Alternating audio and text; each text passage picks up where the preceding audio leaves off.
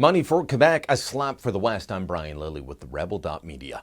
This past weekend, Saskatchewan's Premier Brad Wall was on CTV's Question Period talking about the coming carbon tax. Wall made the point that his province, in fact the entire Western economy, is hurting, and now's not the time for a carbon tax that would only do more damage. He compared it to Ottawa slapping a tax on the auto industry back in 2008 when that industry was reeling. Of course, that never happened. Instead, there was a bailout. Is there a bailout for the oil industry? No. Will there be help for large-scale farmers that will see costs go through the roof thanks to a carbon tax? No. So what is there? Well, there is a special tariff on drywall that's pushing up the cost of homes and home renovations by thousands of dollars, and this is a tariff that only applies west of the Manitoba-Ontario border. So no good news for the West, even though the Liberals elected their first MP in Calgary, for example, in a generation. That happened this past election, but too bad, so sad for you. Now, if you happen to be part of a favored industry in Quebec, then it's a different story.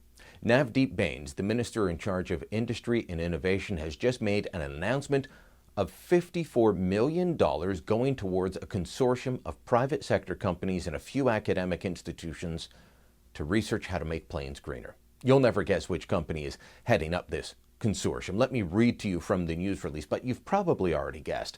The release says the funding is being shared by a consortium of 15 companies and academic institutions from across the country. The consortium is led by Bombardier, Inc., a Canadian aerospace and transportation company.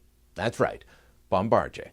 Now, don't get me wrong, Bombardier makes great products. I love flying on their planes, among other things. But they're as addicted to taking government money, government subsidies, as governments, especially liberal governments, are addicted to giving it to them. Tell me this doesn't smack of special treatment. Now, the claim is that this research funding is going to be used to make planes greener in the future. Doesn't matter to me. This is government money. This is tax dollars going to benefit a private company, several in fact, but mainly Bombardier. And it follows a pattern. Do you know how much money gets poured into the aerospace industry?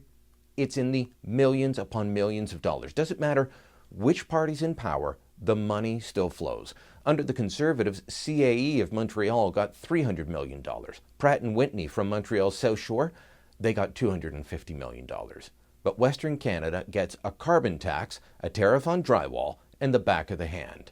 Even with that little bit of help they were getting through the tax code, the accelerated capital cost allowance, a tax write-off that, well, was available to manufacturing, to mining, and other industries, that's being done away with. Something the Liberals demanded in opposition, something they brag about doing in government. To phase out subsidies for the fossil fuel industry. Yet Budget 2016 locks in those very same subsidies until 2025. Does this not both open and shut the door at the same time? Is this not the sucking and blowing we've seen from federal governments for years when it comes to carbon emissions? So I'm very glad to reconfirm our commitment to eliminating fossil fuel subsidies. That is extremely important. In fact, we reiterated this in our declaration with the United States.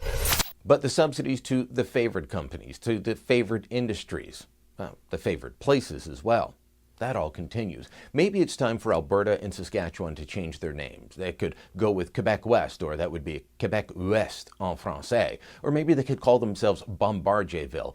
Anything that would make Trudeau's Liberals look more favorably upon them.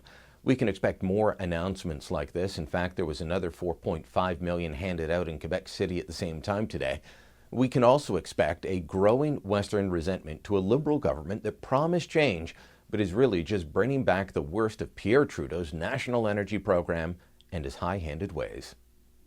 Hope you like what you just saw. If you did, make sure you hit subscribe so you never miss another Rebel video again, or support us by becoming a member and accessing premium content that only members can get. And remember, we don't get the $1 billion like the other guys. You want to help us out? Share this video on Facebook. Do it now.